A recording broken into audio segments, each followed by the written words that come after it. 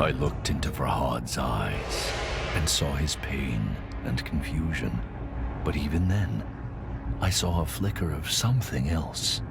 Was it relief? Words eluded him, however. So I explained everything. I told him my name is Nizami. I was a blacksmith by day and a storyteller by night. I was banished by King Khosrow, exiled unjustly. On Mount Bistun, I was mortally wounded, but saved by the most wondrous fruit and guided by a talking tree. Then, I discovered an otherworldly domain, a realm of forgotten souls. But the Div found me. I was imprisoned in the fortress of oblivion, doomed to be forgotten, teetering on the edge of oblivion. Agony poured from my wound and took form. You, Farhad, are created out of my pain, out of my wound, I told him. You are the manifestation of hope, the embodiment of purpose. I had lost count of the number of times Farhad had reached my prison, but each time he had refused my plea, refused to set me free. I knew the choice was grim, but I had to prevail. My story is not yet complete, and so I gave him a choice. Liberate me, or abandon me once more. The path to the left was where he should engrave the wise decision to set me free, or he could add to the cruel records of abandonment to the right. You lie, Farhad said, his hands trembling. But I knew he did not believe his own words. It is just human nature to question that which explains all. Farhad seized his head and yelled, "Tell me the truth!" "Calm yourself, Farhad," I said in a soothing tone. "Do not let anger confuse your thoughts. We are one," I repeated. "I feel every pain that you do. But the difference," I told him, "is that my pain never dwindles.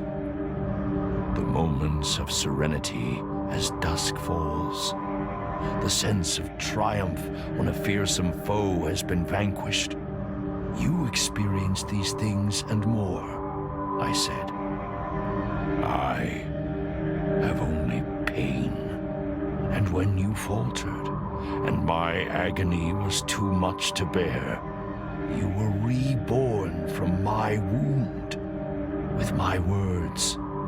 Farhad recalled his visions of leaving the fortress alone.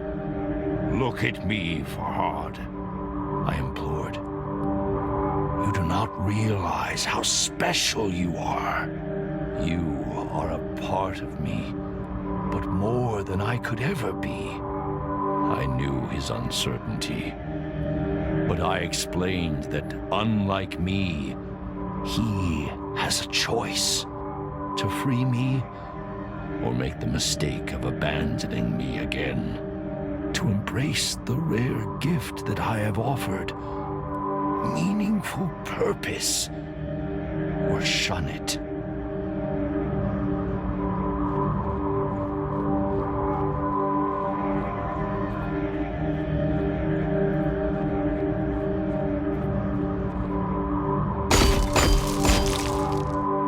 This time, I resorted to honesty to convince Farhad to release me.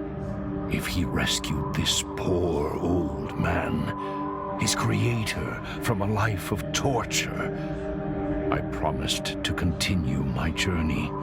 I would seek out the source of the blight afflicting nature, the reason behind the chaos that sweeps through Persia, and destroy it. But sadly, there was a catch. To leave my unnatural shackles empty, would draw unwanted attention. Farhad would have to take my place. At this, the sculptor growled and turned his head. "Wait," I implored. "You do not understand." I told him how this sacrifice would give his life meaning. After all, it was his purpose. It was what he was created for. The only way he could escape the cycle. And I promised that when my quest was complete, I would come back to return the favor.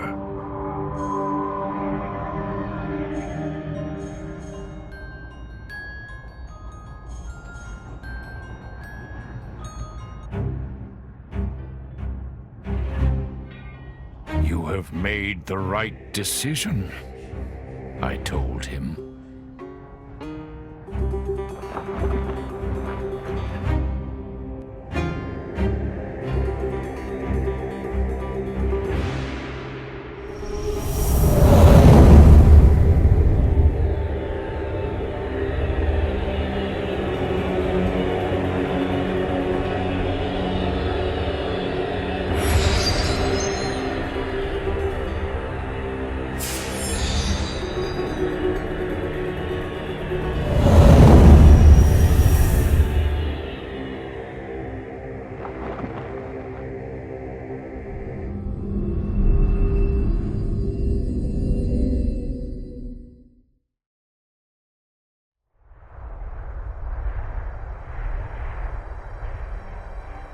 Before I left, Farhad asked me if his sacrifice would be worth it.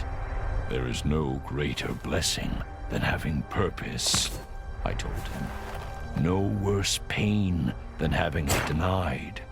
I promised I would not rest until I had stopped the sickness afflicting nature. I would rescue other poor, imprisoned souls and face the threats before me with the courage that Farhad had shown.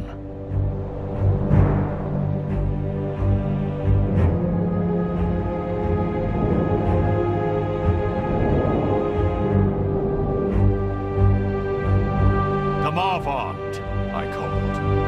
"Let your fires light my way."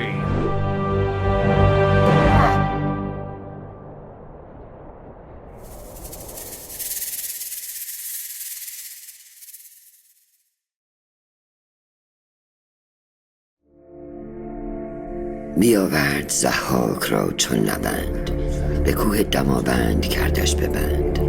به کوه اندرون تنگ جایش گزید، نگه کرد قاری بنش ناپدید. بیاورد مسمارهای گران، به جایی که مغزش نبودن در آن. فرو بست دستش بر آن کوه باز، بدان تا بماند به سختی دراز. ببستش بر آن گونه آویخته، از او خون دل بر زمین ریخته. از او نام ضحاک چون خاک شد، جهان از بر او همه پاک شد.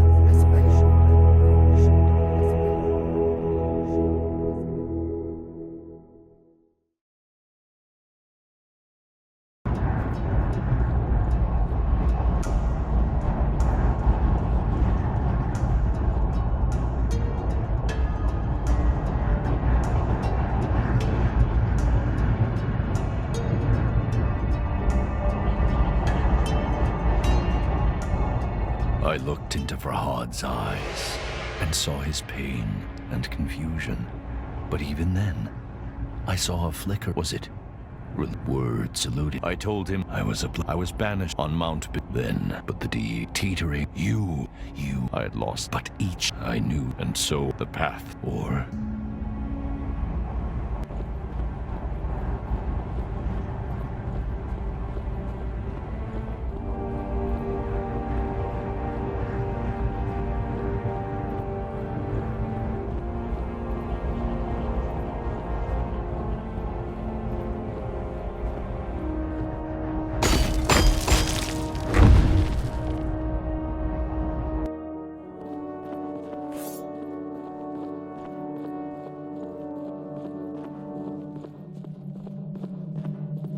Farhad's uncertainty was written on his face.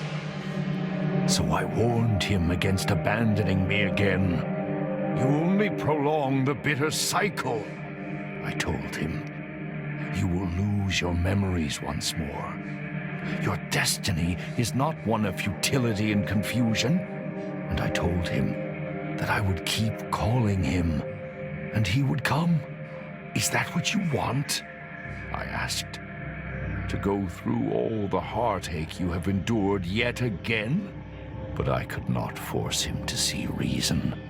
If he would leave me again, I promised to send him away from this place.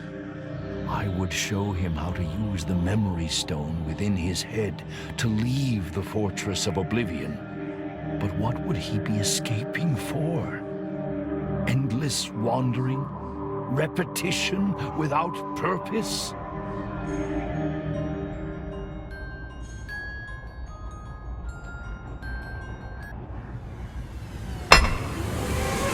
I groaned, but I knew this was not the end. I will see you again soon.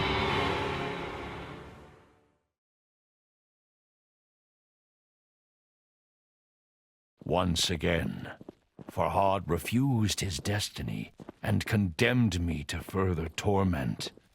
How many times he has failed me, I cannot say. Perhaps neither of us will ever be free. Perhaps the blight will spread unchecked. But my purpose still burns as fiercely as the agony in my chest. And Farhad's story has not yet ended. It cannot end yet.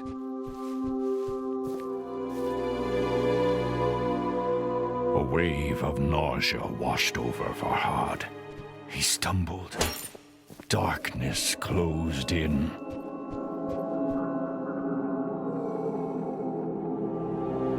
He staggered on. Before oblivion drew in again. He lost consciousness again and again. Panic streaked through his muddled mind.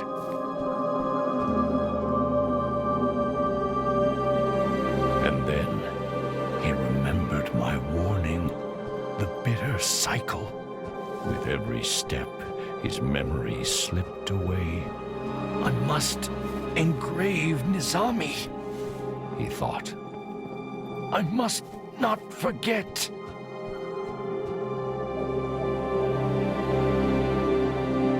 Farhad sought to immortalize my story in stone, lest he forget again.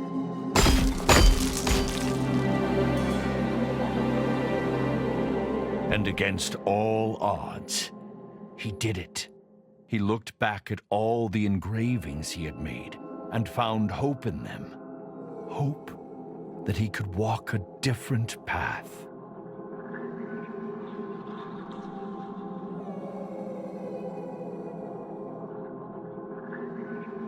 Slowly, like the morning sun clambering over the horizon, consciousness came. He opened his eyes. How pleasant, he thought, to wake to nature's song.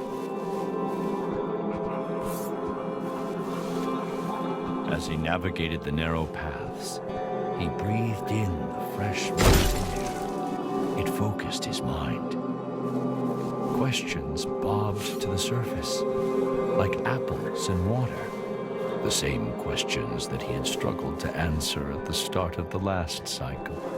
But of course, Farhad knew nothing of that. He did not even know his own name.